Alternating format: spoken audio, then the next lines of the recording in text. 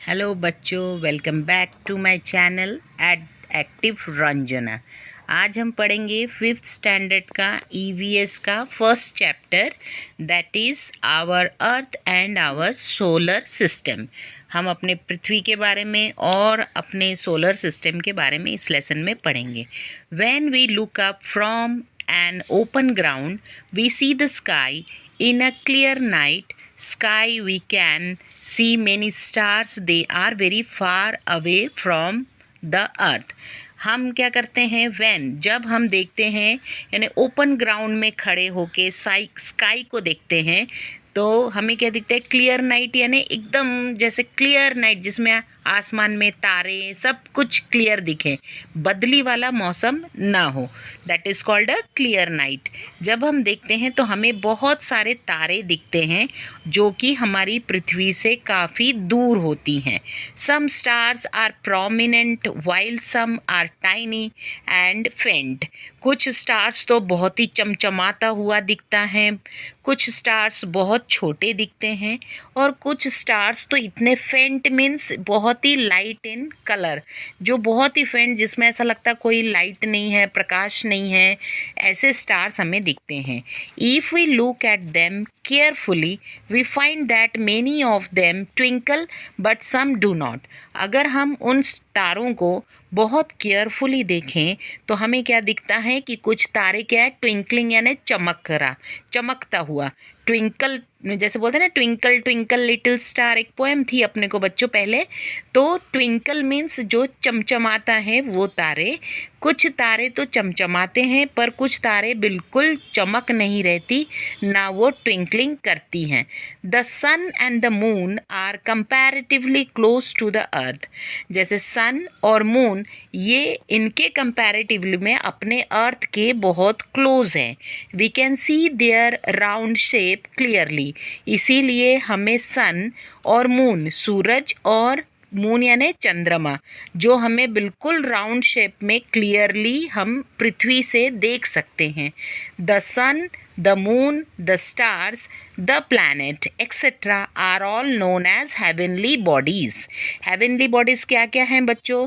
जैसे कि सूरज, चंदा मामा बोलते हैं ना हम, और स्टार्स और प्लैनेट्स भी हम आगे पढ़ेंगे। अपना पृथ्वी भी एक प्लैनेट है, ऐसे ही बहुत सारे और प्लैनेट्स हैं जो क्या है, these are all called as heavenly bodies.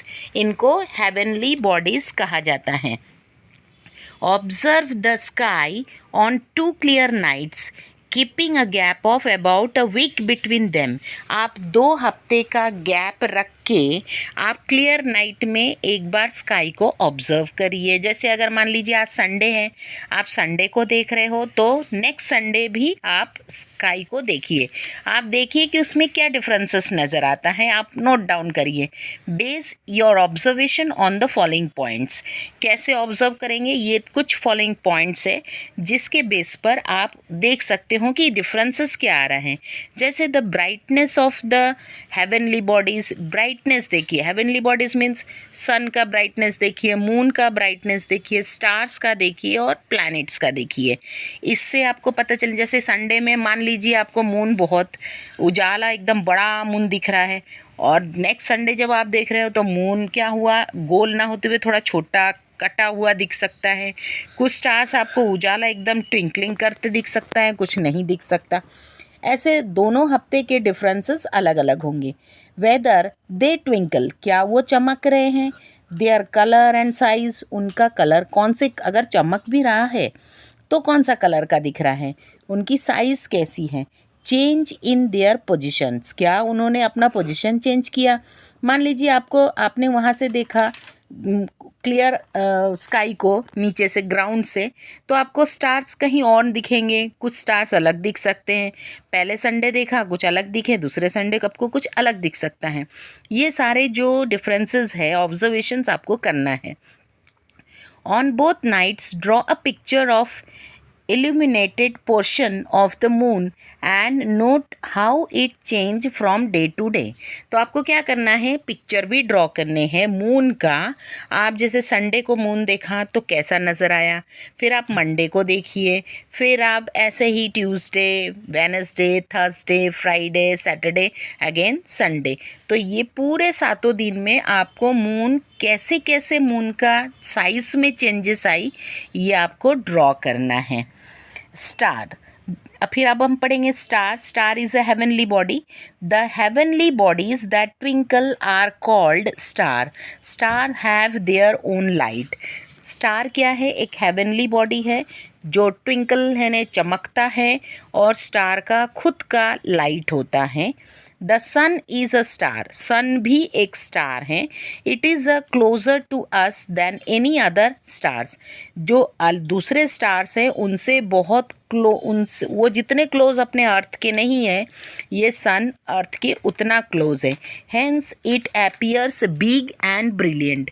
इसीलिए ये हमें कैसा दिखता है, बहुत बड़ा और एकदम उजाला दिखता है। यानी बहुत, आप सन को देखिए, आप देख नहीं सकते काफ़ी देर तक, इतना तेज रहता है। In this bright light during day, इसी डे में bright light we can't see other stars. हम क्या कर सकते हैं, डे में दूसरे कोई स्टार्स को नहीं देख सकते। किसके ब्राइट लाइट में, सन का इतना लाइट होता है कि हम दूसरे और स्टार्स को दिन में नहीं देख सकते। अब planet, the planet heavenly bodies that do not twinkle are called planet. तो planet is also heavenly bodies, हमने आगे देखा है, पर ये क्या नहीं करते, चमकते नहीं हैं, ये ट्विंकल नहीं करते। ट्विंकल करना मीन्स चमकना, जैसे तारे चमकते हैं ना, वैसे प्लैनेट नहीं चमकते। Planet do not have light of their own. Planet के खुद का कोई लाइट नहीं होता। They get light from the stars. ये कहाँ से लेती हैं प्लैनेट लाइट, स्टार्स से लेती हैं। Planet revolve around a star even as they rotated around themselves. अब क्या करते हैं, ये जो स्टार हैं, ये प्लैनेट हैं, ये किसको रोटेट करते हैं, planet revolve around the star, वो स्टार को रोटेट करते हैं, और even they rotate around themselves, अपने को भी चक्कर लगाते हैं वो। द सोलर सिस्टम, अब सोलर सिस्टम पढ़ेंगे। Our earth is a planet, हमारा अर्थ भी एक प्लैनेट है। It get its light from the sun. अब प्लैनेट है तो प्लैनेट तो चमकते नहीं हैं और ना ही उनका खुद का लाइट होता है। वो क्या करते हैं, किससे लाइट लेते हैं, स्टार से। हमने देखा है सन इज़ अ स्टार, सन भी एक स्टार है और वो बहुत ब्राइट रहता है। पृथ्वी किससे लाइट लेती हैं, सन से। It moves around the sun, और वो सन के आजू बाजू चक्कर भी लगाती हैं। Its movement around the sun is called the revolution of earth. जो वो सन के आजू बाजू गोल राउंड चक्कर लगाती हैं, वो चक्कर को क्या कहा जाता है, इट्स कॉल्ड अ रिवॉल्यूशन। वो रिवॉल्यूशन ऑफ अर्थ कहा जाता है। Beside earth there are 7 other planets that revolve around the sun. और ये अर्थ को छोड़कर और कितने प्लैनेट्स होते हैं, 7 प्लैनेट्स होते हैं, और ये सारे 7 प्लैनेट्स सन को गोल चक्कर लगाते हैं। कौन कौन से हैं वो सारे प्लैनेट्स जो 7 होते हैं, they are Mercury, Venus, Mars, Jupiter, Saturn, Uranus and Neptune. ये सारे 7 प्लैनेट्स हैं जो सन को चक्कर लगाते हैं।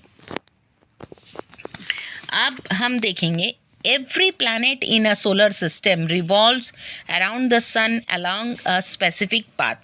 अब सबको एक स्पेसिफिक पाथ है, सबका अलग अलग पाथ है, और वो अपने उस स्पेसिफिक पाथ में सन को चक्कर लगाते हैं। अब अर्थ को पकड़ के कितने प्लैनेट हो गए टोटल, 8 प्लैनेट हो गए, 7 पहले अलग और अपना एक अर्थ, तो अभी 8 प्लैनेट हो गए। This path is known as that planets orbit, जिस पाथ पर वो, जिस एक्सिस पे वो घूम रहे हैं उसे क्या कहा जाता है? ऑर्बिट कहा जाता है।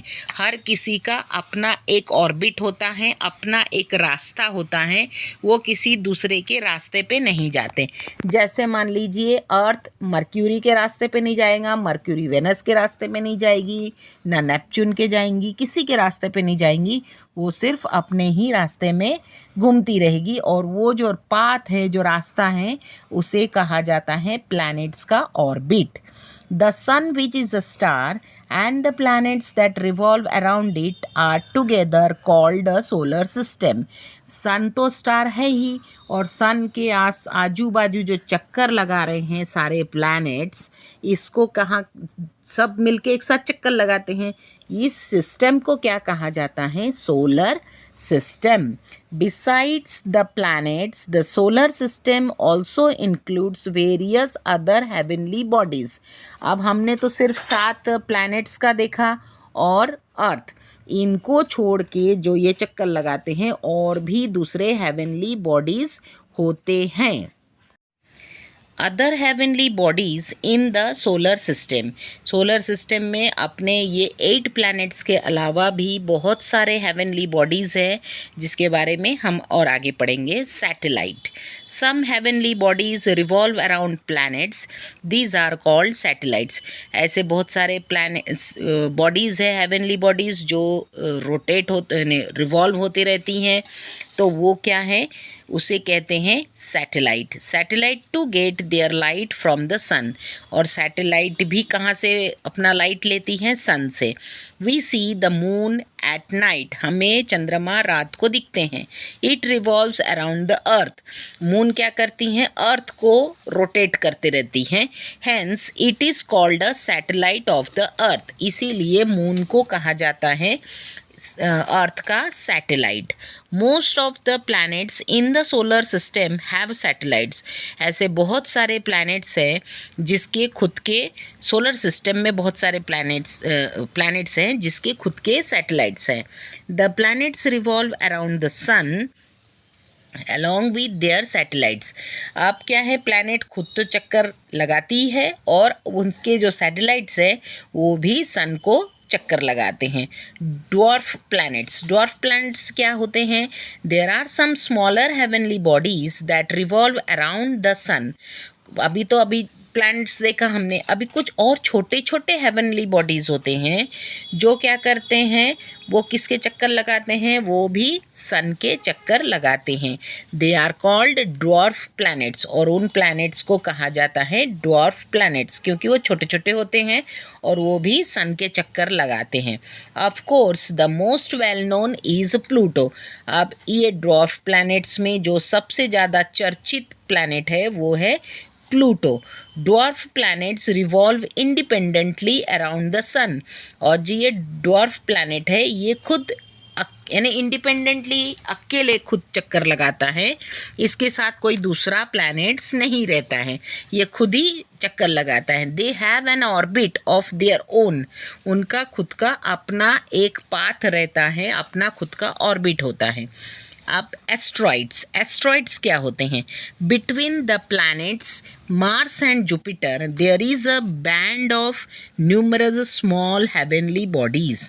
अब जो मार्स एंड जुपिटर, इन दोनों के बीच में, ये जो 2 प्लैनेट हैं, इन दोनों के बीच में एक बैंड होता है, जैसे गोल राउंड में रबर बैंड टाइप का बैंड होता है, जुड़ा हुआ होता है, और उसमें क्या होते हैं? बहुत सारे न्यूमरस यानी बहुत सारे छोटे छोटे हेवनली बॉडीज़ होते हैं। दे आर कॉल्ड एस्ट्रॉइड्स, उनको कहा जाता है एस्ट्रॉइड्स। आप पिक्चर में नीचे देखिए, छोटे छोटे छोटे छोटे स्टार के जैसा एक दिया है बैंड, वो है एस्ट्रॉइड्स।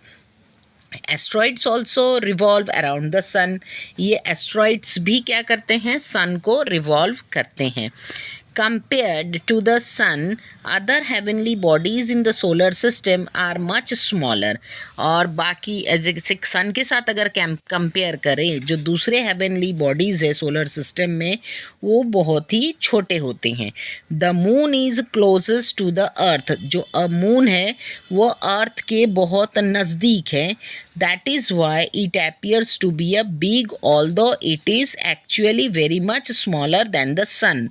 मून सन से काफ़ी छोटा होता है, पर फिर भी वो हमें क्यों दिखता है बड़ा सा गोल चंद्रमा? क्योंकि वो अर्थ के नज़दीक है, इसीलिए हमें वो क्लियरली विजिबल होती हैं. A diagram of a solar system is given below. आप देखिएगा नीचे आपको सोलर सिस्टम का डायग्राम दिख रहा है, उसे केयरफुली देखिए जो नीचे दिए गए हैं. In it you see the sun in the centre. बीच में जो बड़ा वाला आपको दिख रहा है ना ऑरेंज कलर का, वो सन है जो सेंटर में है.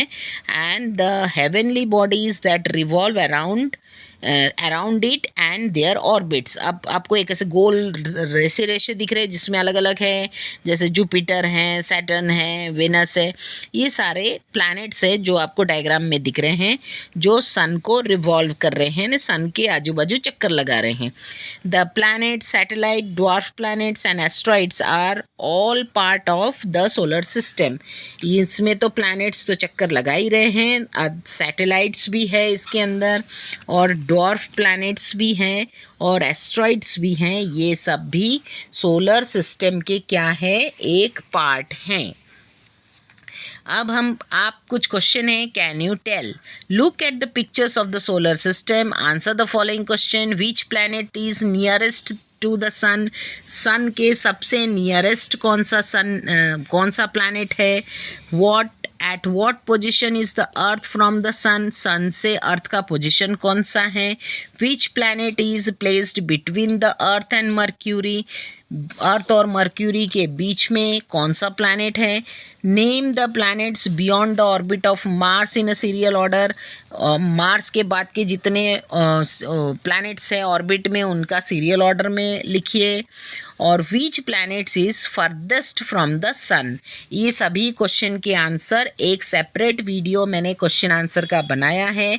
इन सभी के क्वेश्चन आंसर्स और आपके बुक्स के भी जो क्वेश्चन आंसर्स हैं वो वहाँ पर डिटेल में दिया गया है. आप उस वीडियो को भी खोल के देख सकते हैं.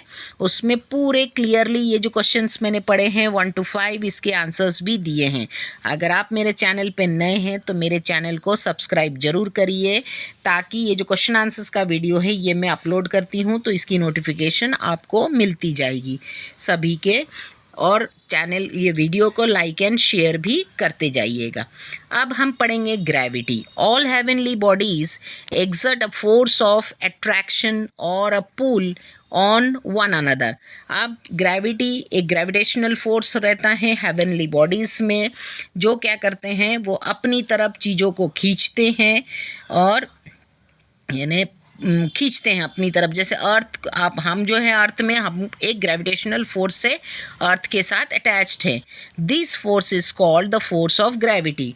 और इस ग्रेविटेशनल फोर्स को फोर्स ऑफ ग्रेविटी कहा जाता है. The sun exerts a gravitational pull on all planets. Sun के भी खुद के ग्रेविटेशनल एनर्जी ये है, ग्रेविटेशनल फोर्स हैं जो अदर प्लैनेट्स को अपनी तरफ खींच के रखा हुआ है. whereas the tendency of this planet is to move away from the sun.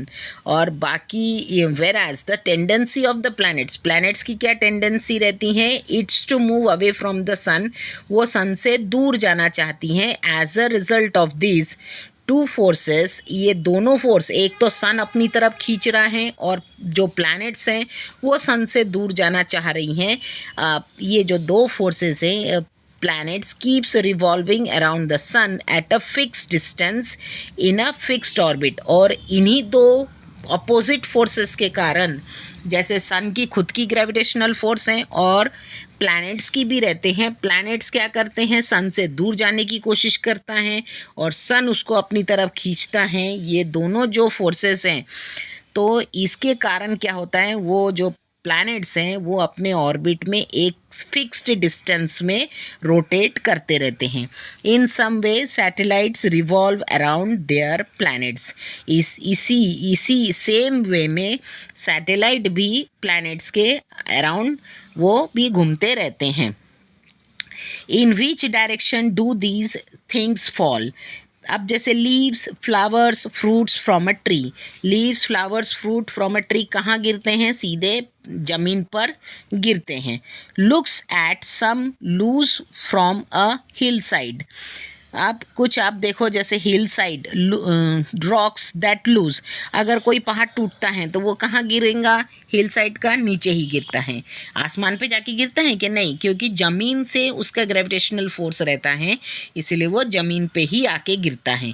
Rain falling from the sky, आपने देखा होगा बादल से पानी नीचे गिरता है तो वो आसमान में वापस नहीं जाता, वो नीचे ही गिरता है, क्योंकि अर्थ की एक खुद की ग्रेविटेशनल फोर्स है जिससे वो सब चीज़ों को अपनी तरफ खींचती रहती हैं.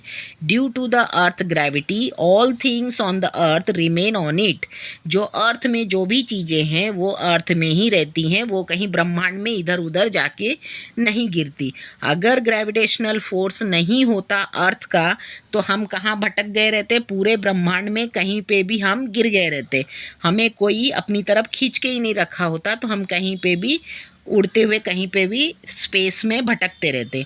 Even if we throw something upward with great force it finally falls down on the ground. हम कितनी भी फोर्स लगा के आसमान की तरफ अगर कोई भी चीज़ फेंकेंगे तो वो चीज़ वापस कहाँ आती हैं? धरती पर आकर गिरती हैं. क्यों? क्योंकि अर्थ का एक खुद का ग्रेविटेशनल फोर्स रहता है. Due to that gravitational force वो सारी चीज़ें ऊपर अगर फेंको तो नीचे आके गिरती हैं. People have always been curious about the heavenly bodies in the sky. और हर मनुष्य क्या रहता है? बहुत क्यूरियसिटी होती है कि हेवनली बॉडीज़, मर्क्यूरी कैसा होगा, वेनस कैसा होगा, मून कैसा होगा, सन कैसा होगा, ये सारी हेवनली बॉडीज़ के बारे में जानने की क्यूरियसिटी हर ह्यूमन बीइंग में होती हैं. They have always wanted to reach them. तो उनको क्या इच्छा होती है कि हम मार्स में चले जाए, हम मून में चले जाए, हम मर्क्यूरी में चले जाए, वेनस में चले जाए, ऐसे उनकी इच्छा हमेशा से होती हैं. However to send some objects from the earth into space it must given power. तो इससे क्या है कि अगर हमें स्पेस में कोई चीज़ें भेजनी है तो हमें क्या करना होगा? इसके लिए हमें बहुत पावर की ज़रूरत पड़ेगी. अगर हम स्पेस में कोई चीज़ भेजना चाहते हैं तो power against the force of gravity, हमें फोर्स ऑफ ग्रेविटी के अगेंस्ट पावर चाहिए. अब हमने देखा कि हमने देखा कि मनुष्य को क्यूरियसिटी होती है अपने प्लैनेट से दूसरे प्लैनेट में जाने की, देखने की, जानने की वहाँ क्या है, वहाँ की ज़मीन कैसी है, वहाँ सूरज है कि नहीं, पानी है कि नहीं, वहाँ कोई लोग रहते हैं कि नहीं, ये जानने के लिए. अब हमें अगर जाना है तो हमें क्या करना पड़ेगा? ग्रेविटेशनल फोर्स के अपोजिट ऐसा पावर चाहिए हमें जो ग्रेविटेशनल फोर्स के अगेंस्ट जाती हो. रॉकेट टेक्नोलॉजी और space launch technology is used for that purpose. हम इस पर्पस के लिए किस चीज़ का इस्तेमाल करते हैं? रॉकेट टेक्नोलॉजी का. और स्पेस लॉन्च टेक्नोलॉजी है ये जो इसके अगेंस्ट, ग्रेविटेशनल फोर्स के अगेंस्ट जाती है, ऐसे चीज़ों का इस्तेमाल करते हैं. One of the Diwali fire crackers is called rockets. जैसे फायर क्रैकर से दिवाली में हम जलाते हैं ना रॉकेट, ये एक तरीके का रॉकेट जैसा आपको देखा होगा पिक्चर में दिखा है रॉकेट, वो ऐसे ही टाइप के रॉकेट्स होते हैं. जैसे नीचे से एनर्जी रहती है और फिर वो रॉकेट ऊपर जाती हैं. Explosive burn rapidly and produced a lot of energy. जैसे नीचे हम बारूद को जलाते हैं तो रॉकेट ऊपर चली जाती हैं, दिवाली का रॉकेट. वैसे ही रॉकेट होती हैं जिसमें हम कोई अलग टाइप की एनर्जी बर्न होगी और वो एनर्जी के इतना एनर्जी आएंगी उसमें कि वो उसको आगे की ओर ढकेल देगी. The design of the rocket in such that the firecrackers is pushed in a certain direction at a great speed. और बहुत स्पीड से वो क्या करती हैं? रॉकेट को ऊपर की ओर ढकेल देती हैं, क्योंकि उसमें जैसे ही हम आग लगाते हैं तो उसमें एक अलग सी एनर्जी उत्पन्न होती है. Very powerful rockets are used to send a spacecraft into space. और ऐसे ही हम पावरफुल रॉकेट का यूज़ करते हैं स्पेस में जाने के लिए. A tremendous quantity of fuel is burnt in rockets so that spacecraft weighing thousands of tons can be launched into space. क्या करते हैं हम, रॉकेट्स, जो रॉकेट से ऊपर दूसरे अपने स्पेस क्राफ्ट से जाते हैं, तो क्या रॉकेट में उधर ऊपर भेजने के लिए, हाई एनर्जी क्रिएट करने के लिए हमें बहुत सारा फ्यूल लगता है. फ्यूल मीन्स जैसे डीजल, पेट्रोल, ये सारे फ्यूल्स हैं, ईंधन. हमें ईंधन की ज़रूरत पड़ती है, तो ही उन्हें बहुत ज़्यादा ईंधन की ज़रूरत पड़ती है, बहुत क्वांटिटी में, तब वो बहुत एनर्जी क्रिएट होगा और वो ऊपर की तरफ जाएगी. और जितना हम फ्यूल इस्तेमाल करेंगे वो क्या करेगा, उतनी ज़्यादा थाउजेंड्स ऑफ टन्स, यानी कुछ स्पेस क्राफ्ट में हमको सामान भी भेजना पड़ता है, तो थाउजेंड्स ऑफ टन्स कर लेकर वो वहाँ स्पेस में जाएगी. In the 20th century, a few countries of the world develop a space technology and sent hundreds of spacecraft into space.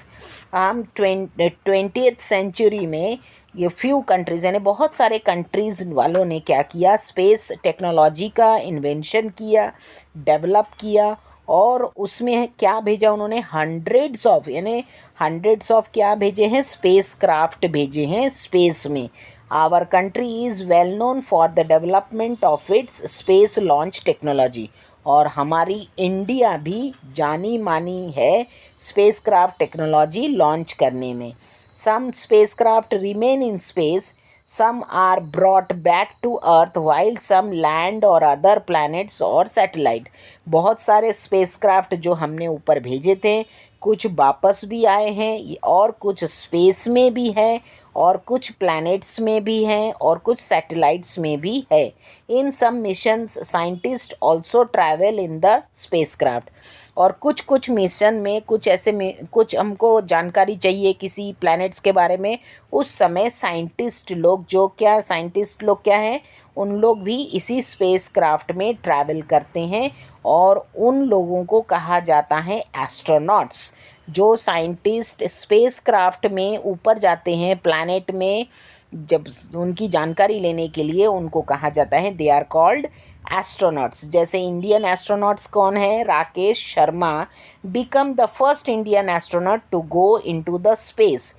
Space में जाने वाले सबसे पहले इंडियन एस्ट्रोनॉट्स कौन थे, राकेश शर्मा, जो 1984 में कहाँ गए थे, चंद्रमा में. ही spent 8 days on a space station for a joint mission of the ISRO. अब वो इसरो की तरफ से गए थे, इसरो के साइंटिस्ट थे, वो जॉइंट मिशन था उनका, और वो स्पेस क्राफ्ट में 8 दिन के लिए गए थे. And the Soviet Intercosmos seeing India from space. और इन लोग इंडिया, स्पेस से इंडिया को देख रहे थे. He said that it looked सारे जहाँ से अच्छा. तो उनको कैसा दिखा इंडिया, एक सारे जहाँ से अच्छा हिंदुस्तान हमारा. आपने सुना होगा ये गाना, जितने भी जहान हैं सबसे अच्छा क्या है, हमारा Hindustan. Find out more about the work of Kalpana Chawla, Sunita Williams, astronauts of Indian origin. हमारे इंडिया के और भी 2 एस्ट्रोनॉट्स थे जो कि फीमेल थी, एक थी कल्पना चावला, और सुनीता विलियम भी हमारी इंडिया की ही एस्ट्रोनॉट्स है, जो वो भी स्पेस क्राफ्ट में गए हुए थे. मैन मेड सैटेलाइट, कुछ मैन मेड सैटेलाइट्स भी हैं जो इंसानों ने बनाई हैं.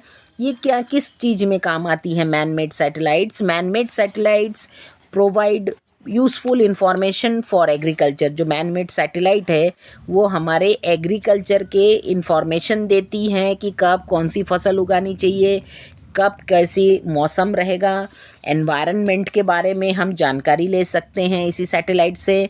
और वेदर फोरकास्टिंग, अभी तूफ़ान आएगा, बारिश आएगी, आपको कैसे पता चलता है, न्यूज़ में बताते हैं ना कि हमें पता चलिए कि अभी 24 घंटे में तूफ़ान आने वाली है, ये तूफ़ान यहाँ से आने वाली है, बारिश कम होने वाली है, ज़्यादा होने वाली है, अर्थक्वेक आने वाले हैं. ये सारे फोरकास्टिंग कहाँ से होते हैं, इन सब चीज़ों का पता हमें मैन मेड सैटेलाइट से पता चलता है. मेकिंग मैप्स, मैप्स भी बनाती है। जैसे आप लोग बोलते हैं आप कहाँ पर हो, लोकेशन सेंड कर दो, तो ये लोकेशन आपको कहाँ से सेंड होती हैं, ये सब कौन कहाँ से काम करती हैं, सैटेलाइट के थ्रू मैप का लोकेशन जाता है। आज हम कहीं पे भी बैठ के कहीं का भी लोकेशन देख सकते हैं। एंड सर्चिंग फॉर वाटर, कहाँ पानी है, कहाँ पानी का स्रोत है, यहाँ पानी मिलेगा नहीं मिलेगा। फिर मिनरल्स कहाँ है, जैसे हीरा, जैसे बोलते हैं ना डायमंड के खान कहाँ है, प्लैटिनम कहाँ है, ये जो मिनरल्स है ये कहाँ पर है अर्थ में, ये सब हमें सैटेलाइट के थ्रू, सिग्नल्स के थ्रू पता चलता है। They are also use for telecommunication. ये जो हम मोबाइल पे बातें, फ़ोन पे बातें करते हैं, ये भी किसके थ्रू होता है, सैटेलाइट के थ्रू सिग्नल हमें मिलते हैं। और हमारा टेलीकम्युनिकेशन भी सैटेलाइट के थ्रू ही हो रहा है। अगर मैनमेड सैटेलाइट काम करना बंद कर दे तो हमको ये सारे इन्फॉर्मेशन मिलना भी बंद हो सकता है। They are put into orbit around the earth, इन सब सैटेलाइट को अर्थ के ऑर्बिट में रखा गया है। They can remain in space for many years, ये कई सालों से स्पेस में पड़े हुए हैं, रखा हुआ है, जो अपना काम कर रही हैं। आप, आई होप आपको ये लेसन समझ में आया होगा बहुत अच्छी तरीके से। और इसके जो क्वेश्चन आंसर्स हैं मैं आपको फिर से बता दूं, इसकी एक अलग से वीडियो है जो मैं इसी चैनल में अपलोड करी हूँ। मेरे चैनल का नाम है एक्टिव रंजना। अगर आप मेरे चैनल में नए हैं तो मेरे चैनल को सब्सक्राइब कर लीजिए, ताकि आपको लेसन की एक्सप्लेनेशन और क्वेश्चन आंसर्स भी वीडियो अपलोड होते रहते हैं, आपको उसकी नोटिफिकेशन मिलती रहेगी। नोटिफिकेशन तब मिलेंगी जब आप मेरे चैनल को सब्सक्राइब करेंगे। और मेरी वीडियो आपको पसंद आई हो तो इसे लाइक और शेयर ज़रूर करिए, ताकि दूसरे लोग भी इस वीडियो का फ़ायदा ले सके। तो हम फिर मिलते हैं अगली वीडियो में, आपसे फिर मुलाकात होगी अगले लेसन में। तो प्लीज़ मेरे चैनल को सब्सक्राइब करना ना भूलें। Till then, good bye, see you, take care, bye bye.